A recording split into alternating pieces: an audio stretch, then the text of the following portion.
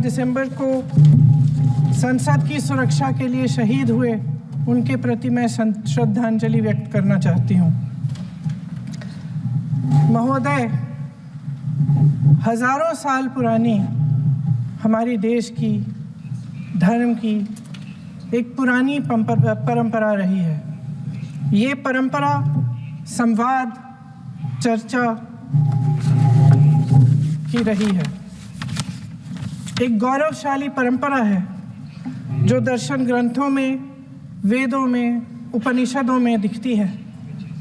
वाद विवाद और संवाद की हमारी पुरानी संस्कृति है। अलग अलग धर्मों में भी, इस्लाम में, सूफियों में, बौद्ध धर्म में, जैन धर्म में, सिख धर्म में भी ये वाद संवाद, ये चर्चा, बहस, इसकी संस्कृति रही है। इसी परंपरा से उभरा हमारा स्वतंत्रता संग्राम। हमारा स्वतंत्रता संग्राम विश्व में एक अनोखा संग्राम था, एक अनोखी लड़ाई थी जो अहिंसा और सत्य पर आधारित थी। ये वाद संवाद की जो परंपरा है, इसको इस संग्राम ने आगे कैसे बढ़ाया? क्योंकि ये जो संग्राम था, ये जो लड़ाई थी हमारी आज़ादी के लिए, एक बेहद लोकतांत्रिक लड़ाई थी। इसमें देश के किसान, देश के जवान, देश के मजदूर, देश के अधिवक्ता, देश के बुद्धिजीवी, चाहे किसी भी जाति के हों, चाहे किसी भी धर्म के हों, चाहे किसी भी भाषा को बोलते हों, सब इस स्वतंत्रता संग्राम में शामिल हुए। सब ने हमारे देश की आज़ादी की लड़ाई लड़ी।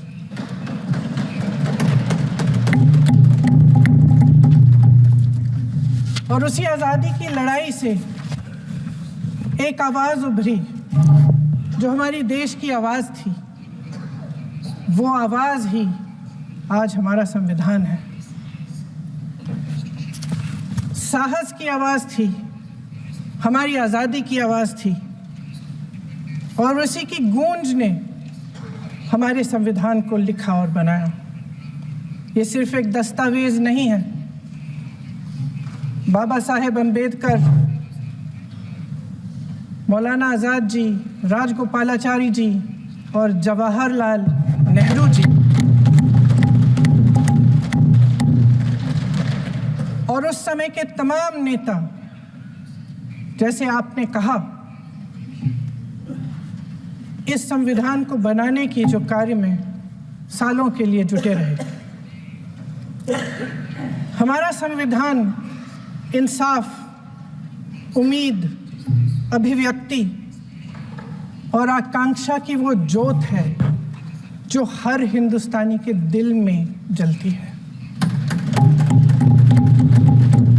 अध्यक्ष महोदय, इस ज्योत ने हर एक भारतीय को ये पहचानने की शक्ति दी कि उसे न्याय मिलने का अधिकार है, कि उसमें अपने अधिकारों के लिए आवाज़ उठाने की क्षमता है, कि जब वो आवाज़ उठाएगा तो सत्ता को उसके सामने झुकना पड़ेगा। इस संविधान ने हर एक देशवासी को ये अधिकार दिया कि वो सरकार बना भी सकता है और सरकार बदल भी सकता है। ये ज्योत जो हर हिंदुस्तानी के दिल में जलती है, उसने हर हिंदुस्तानी को ये विश्वास दिया कि देश की संपत्ति में, देश की दौलत में, संसाधनों में उसका भी हिस्सा है, कि उसे एक सुरक्षित भविष्य की उम्मीद का अधिकार है, कि देश बनाने में भी उसकी भागीदारी है। उम्मीद और आशा की ये ज्योत मैंने देश के कोने कोने में खुद देखी है। उन्नाव में मैं एक रेप पीड़िता के घर गई, उसे जलाकर मार डाला था। वो शायद 20-21 साल की होगी। हम सब के बच्चे हैं। हम सोच सकते हैं कि अगर हमारी बेटी के साथ बार बार बलात्कार हुआ और फिर जब वो अपनी लड़ाई लड़ने के लिए गई तो उसको जलाकर मार डाला गया होता तो हम पर क्या बीतती। मैं उस बच्ची के पिता से मिली, उसके खेत जलाए गए थे, उसके भाइयों को पीटा गया था, उसके पिता को बाहर से घर के बाहर घसीट कर मारा गया था। उस पिता ने मुझे बताया कि बेटी, मुझे न्याय चाहिए। मेरी बेटी अपने एफआईआर को दर्ज करने के लिए जब ज़िले में गई तो उसको मना किया गया, अगले ज़िले में जाना पड़ा उसे। वो रोज़ सुबह 6 बजे उठकर तैयार होकर अकेली अपने मुकदमे को लड़ने के लिए अगले ज़िले में ट्रेन से जाती थी। उसके पिता ने मुझे कहा कि मैंने उससे कहा, बेटी अकेले मत जाओ, छोड़ दो ये लड़ाई। लेकिन उसकी बेटी ने उसको जवाब दिया कि नहीं पिताजी, मैं अकेली जाऊंगी, मैं लड़ूंगी, ये मेरी लड़ाई है, मैं इसको लड़ूंगी। ये लड़ने की क्षमता, ये हिम्मत उस लड़की को और करोड़ों भारत की नारियों को हमारे संविधान ने दी। आगरा में मैं अरुण वाल्मीकि के घर गई। अरुण वाल्मीकि पुलिस स्टेशन में काम करता था, सफाई का काम करता था। आप सोच सकते हैं हमारी तरह उसका भी परिवार था। नई नई शादी हुई थी, 2-3 महीनों का बच्चा था। पुलिस स्टेशन में चोरी हो गई। चोरी का इल्ज़ाम उस पर लगाया गया। उसके पूरे परिवार को उठाकर पुलिस स्टेशन में ले गए। आप हंस रहे हैं, लेकिन ये गंभीर बात है। और क्या गंभीर बात। शर्म करो, शर्म। अरुण वाल्मीकि को पीट पीट के मार डाला, उसकी बीवी को पीटा, उसके पिता के नाखून निकाले, उसके पूरे परिवार को पीटा गया। जब मैं उस जवान महिला से मिलने गई जो अभी अभी विधवा हुई थी, तो उसने मुझे कहा कि दीदी, हमें सिर्फ एक चीज़ चाहिए, हमें न्याय चाहिए और हम इस न्याय के लिए लड़ते रहेंगे, चाहे कुछ भी हो जाए। ये हिम्मत उस महिला को हमारे संविधान ने दी।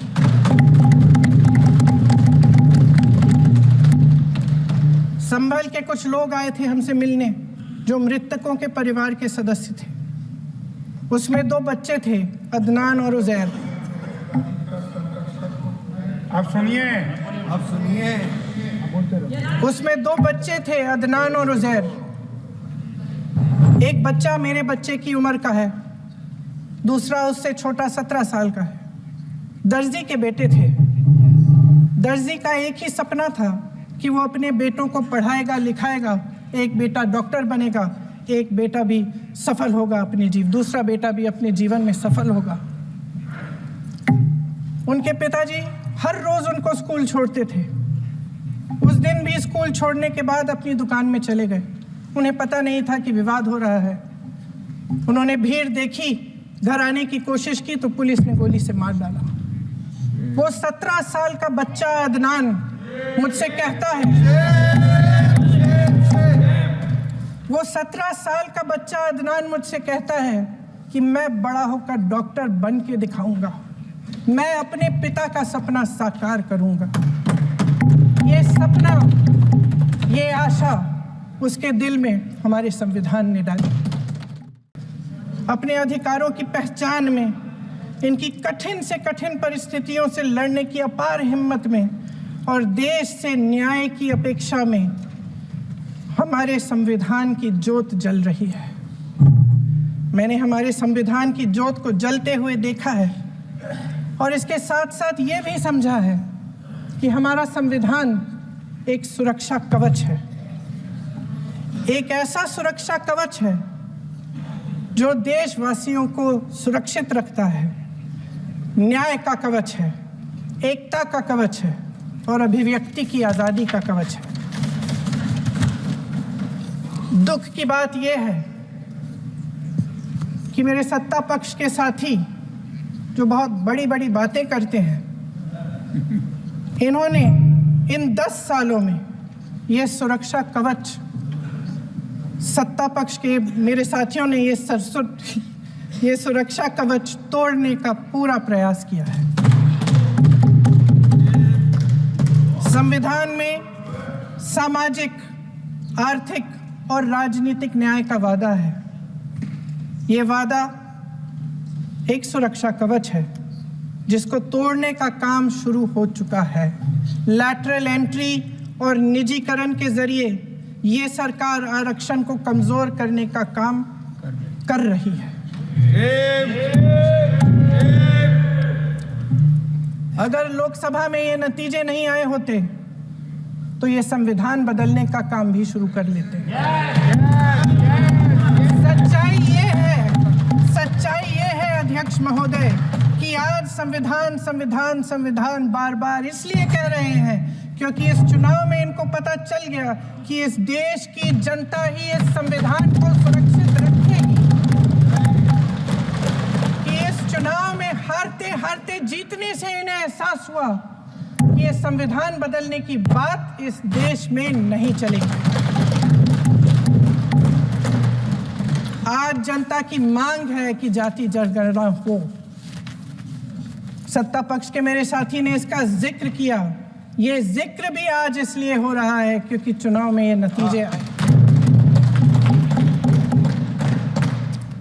ये जाति जनगणना इसलिए जरूरी है ताकि हमें पता चले कि किसकी क्या स्थिति है और नीतियां उस हिसाब से बने। इनकी गंभीरता का प्रमाण ये है कि जब चुनाव में पूरे विपक्ष ने जोरदार आवाज उठाई कि ये जाति जनगणना होनी चाहिए तो इनका जवाब देखिए।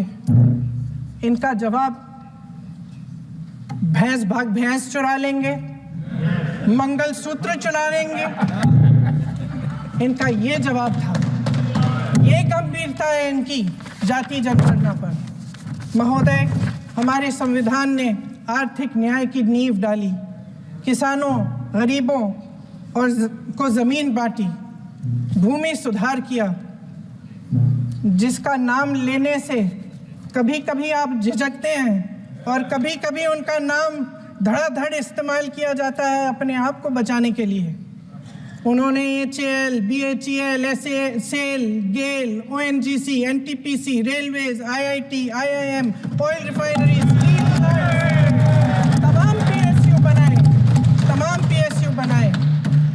अध्यक्ष महोदय, उनका नाम पुस्तकों से मिटाया जा सकता है, उनका नाम भाषणों से मिटाया जा सकता है, लेकिन जो उनकी भूमिका रही इस देश की आज़ादी के लिए और इस देश के निर्माण के लिए, वो इस देश में से कभी मिटाया नहीं जा सकता।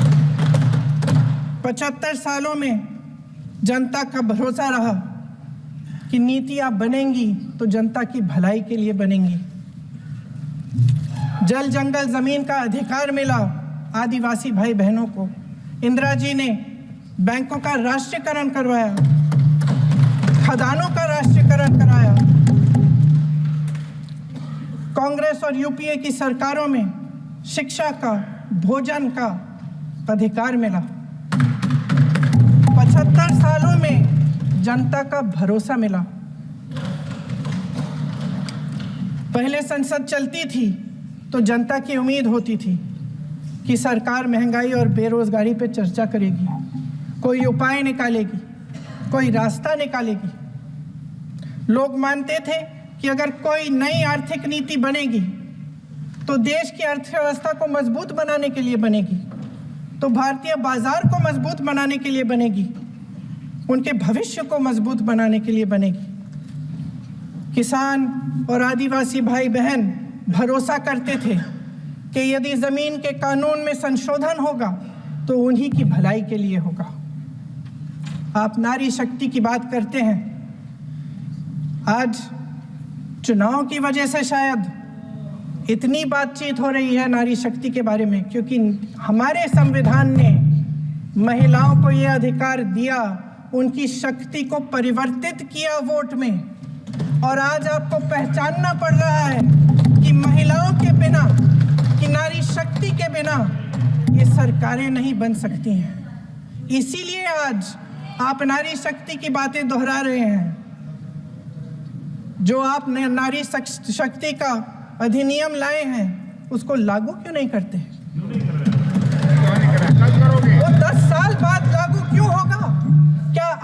नारी 10 साल इंतजार करेगी उसके लागू करने के लिए? क्या बात है, क्या बात है।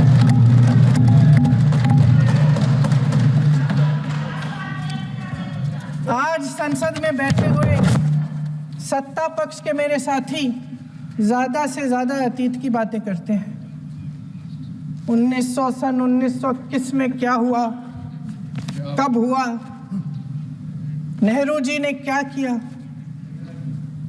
अरे वर्तमान की बात करिए, देश को बताइए आप क्या कर रहे हैं, आपकी जिम्मेदारी क्या है। कि सारी जिम्मेदारी जवाहरलाल नेहरू की है। अध्यक्ष महोदय जी, ये सरकार आर्थिक न्याय का सुरक्षा कवच तोड़ रही है। आज संसद में बैठी ये सरकार बेरोजगारी और महंगाई से जूझ रही हमारी जनता को क्या राहत दे रही है। कृषि के कानून भी बड़े बड़े उद्योगपतियों के लिए बन रहे हैं। सही एमएसपी को छोड़िए, डीएपी तक नहीं मिल रहा है।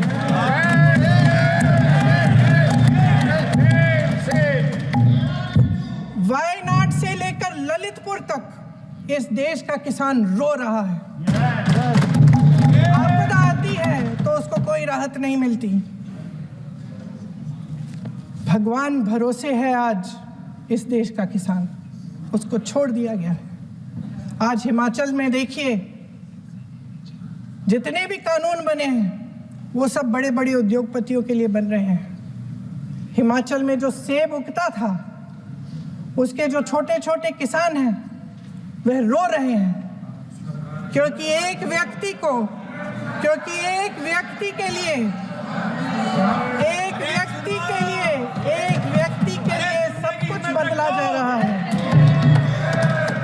सुनने की हिम्मत रखो।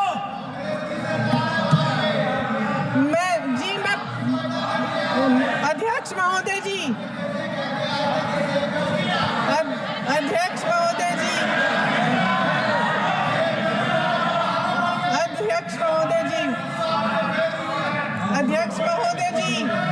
अडानी जी को सारे कोल्ड स्टोरेज प्रदेश की सरकार ने नहीं दिए।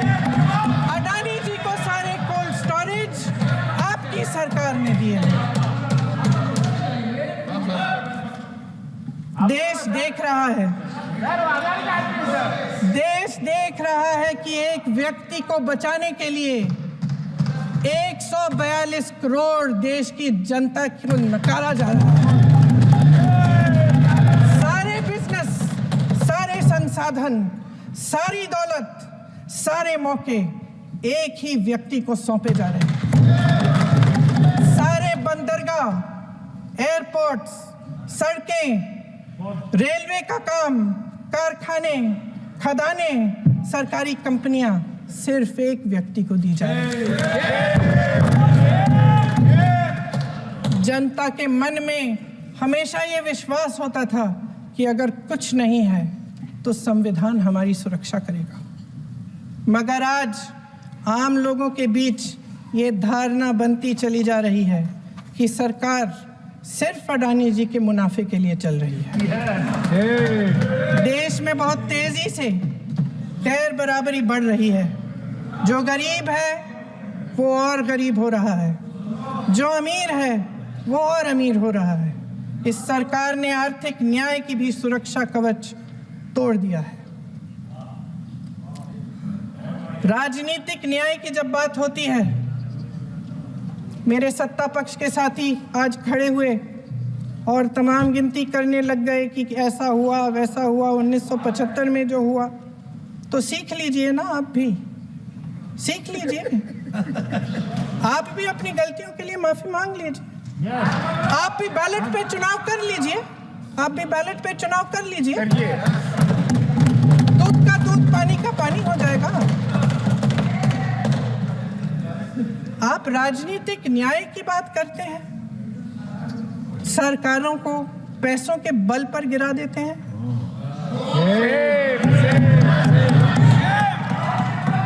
मेरा आग्रह है कि अपन संविधान में सकारात्मक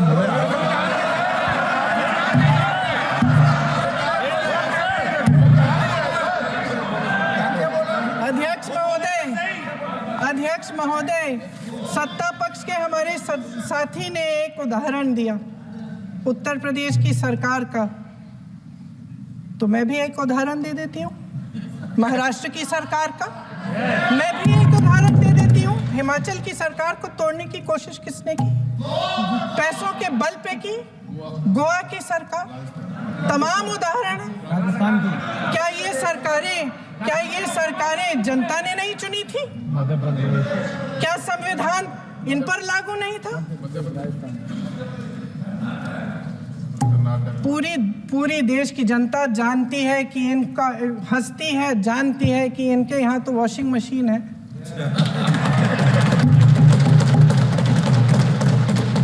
तो यहाँ से वहाँ जाता है, वो धुल जाता है। इस तरफ दाग, उस तरफ स्वच्छता। और मेरे कई ऐसे साथी हैं जो इस तरफ होते थे उस तरफ चले गए, मुझे दिख भी रहे हैं, वॉशिंग मशीन में शायद धुल गए हैं। अध्यक्ष महोदय, जहां भाईचारा और अपनापन होता था, जहां हमारे संविधान ने एकता का सुरक्षा कवच दिया था, वहां शक और घृणा के बीज बोए जा रहे हैं। एकता का सुरक्षा कवच तोड़ा जा रहा है। प्रधानमंत्री जी यहाँ सदन में संविधान की किताब को यूं माथे से लगाते हैं, लेकिन संभल में, हाथरस में, मणिपुर में जब न्याय की गुहार आती है, उठती है, तो उनके माथे पे शिकन तक नहीं आता।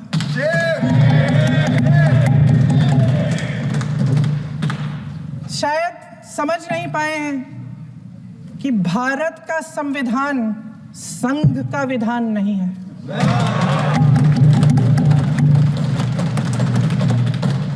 भारत के संविधान ने हमें एकता दी, हमें आपसी प्रेम दिया।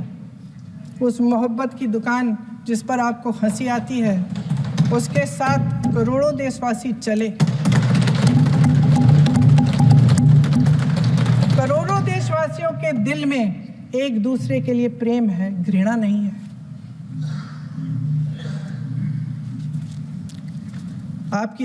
इनकी जो विभाजनकारी नीतियां हैं, उसका नतीजा हम रोज देखते हैं। राजनीतिक फायदे के लिए संविधान को छोड़िए, देश की एकता को भी ये रख नहीं सकते, इसकी सुरक्षा नहीं कर सकते। हमने संभल में देखा, मणिपुर में देखा।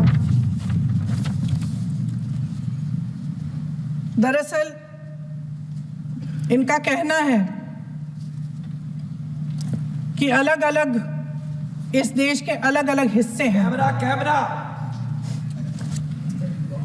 लेकिन हमारा संविधान कहता है कि ये देश एक है और ये देश एक रहेगा। जहां खुला विवाद होता था, अभिव्यक्ति का सुरक्षा कवच होता था, इन्होंने भय का माहौल पैदा किया है। सत्ता पक्ष के मेरे साथी अक्सर 75 सालों की बात करते हैं, लेकिन इन 75 सालों में ये उम्मीद, आशा, ये अभिव्यक्ति की ज्योति कभी थमी नहीं, कभी बुझी नहीं। इस देश की जनता ने खुलकर आलोचना की, निडर होकर धरने किए, प्रदर्शन किए। जब जब जनता नाराज हुई, तब तब सत्ता को ललकारा, उसे चेतावनी दी, बड़े से बड़े नेताओं को कटघरे में खड़ा किया, उनसे जवाब मांगा, न्याय मांगा। इस देश के छोटे छोटे से नुक्कड़ की दुकानों में, चाय की दुकानों में, इस देश के घरों में, गलियों में, मोहल्लों में, अखबारों में, प्रकाशन घरों में, न्यायपालिकाओं में चर्चा कभी बंद नहीं हुई। लेकिन आज ये माहौल नहीं है। आज जनता को सच बोलने से डराया जाता है, धमकाया जाता है। पत्रकार हो या विपक्ष का नेता हो या किसी यूनिवर्सिटी का प्रोफेसर हो, छात्र संघ हो या कर्मचारियों का संगठन हो, सबका मुंह बंद कराया जाता है। किसी पे ईडी, किसी पे सीबीआई, किसी पे इनकम टैक्स, फर्जी मुकदमे लगवाए जाते हैं। जेल में डाल दिया जाता है, विपक्षी नेताओं को जेल में डाल दिया जाता है, उनको सताया जाता है। किसी को नहीं छोड़ा इस सरकार ने। देशद्रोही कह के उत्तर प्रदेश में मुझे याद है कुछ अध्यापिकाएं प्रदर्शन कर रही थी, उन पर मुकदमा डाल दिया देशद्रोही का, उन्हें देशद्रोही कह दिया। इन्होंने देश का पूरा माहौल भय से भर दिया है। इनकी मीडिया की मशीन झूठ फैलाती है, तरह तरह के आरोप लगाती है, और शायद वह भी भय में ही है। महोदय, मैं इस सदन को याद दिलाना चाहती हूं कि ऐसा डर का माहौल देश में अंग्रेजों के राज में था। जब इस तरफ बैठे हुए गांधी की विचारधारा वाले लोग आज़ादी की लड़ाई लड़ रहे थे और उस तरफ वाली विचारधारा वाले लोग भय में रहकर अंग्रेजों के साथ साठ-गांठ कर रहे थे। लेकिन अध्यक्ष महोदय, भय का भी अपना स्वभाव होता है। भय फैलाने वाले हमेशा भय का खुद शिकार बन जाते हैं। ये प्रकृति का नियम है। आज इनकी भी यही हालत हो गई है। भय फैलाने के इतने आदी हो गए हैं कि खुद भय में रहने वाले हैं। चर्चा से डरते हैं, आलोचना से घबराते हैं। कई दिनों से हम मांग रहे हैं कि चर्चा करिए, लेकिन चर्चा करने की हिम्मत ही नहीं है।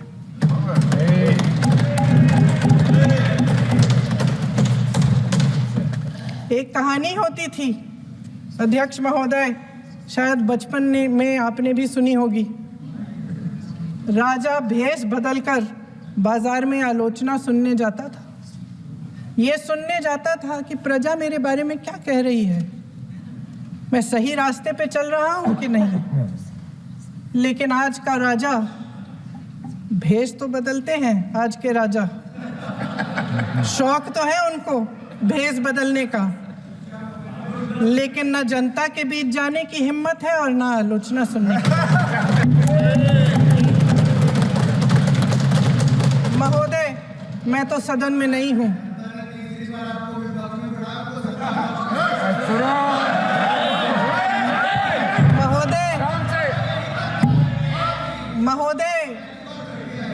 महोदय, जनता में बहुत विवेक है, ये सही है।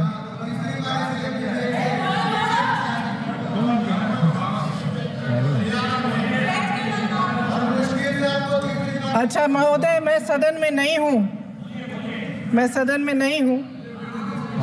कुछ हाँ ठीक है, मैं सदन में नहीं हूँ, मात्र 15 दिनों से आ रही हूँ। लेकिन मुझे ताज्जुब होता है कि इन 15 दिनों में इतनी बड़े इश्यूज हैं, इतनी बड़ी बातें हैं। प्रधानमंत्री जी मात्र एक दिन के लिए, शायद 10 मिनट के लिए दिखे हैं सब।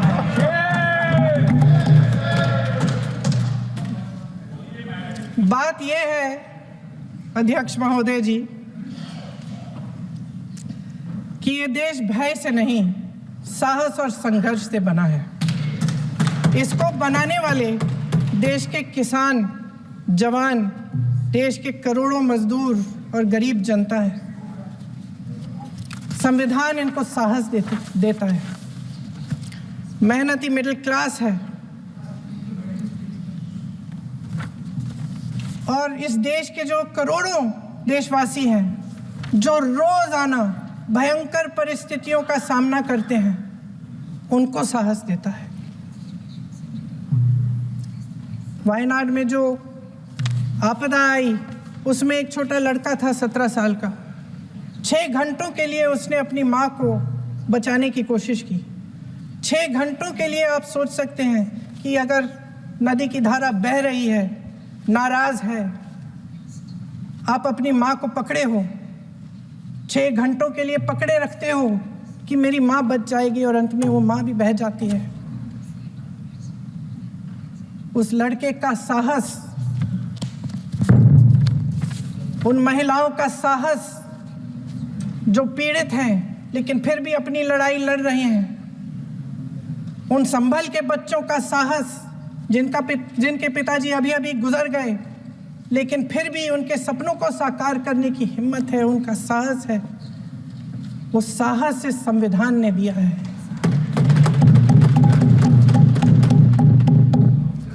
वो आत्मविश्वास इस संविधान ने दिया है। ये देश भय से नहीं चल सकता, ये देश साहस से ही चलेगा। भय की भी सीमा होती है, और जब वो सीमा पार हो जाती है, जब किसी को इतना दबाया जाता है कि उसको लगने लगता है कि अब मुझे मेरे पास खोने के लिए कुछ नहीं है, तब उसमें एक ऐसी शक्ति पैदा होती है जिसके सामने कोई कायर खड़ा नहीं हो सकता। ये देश कायरों के हाथों में ज्यादा देर तक कभी नहीं रहा है। ये देश उठेगा, ये देश लड़ेगा, सत्य मांगेगा। सत्यमेव जयते। जय हिंद।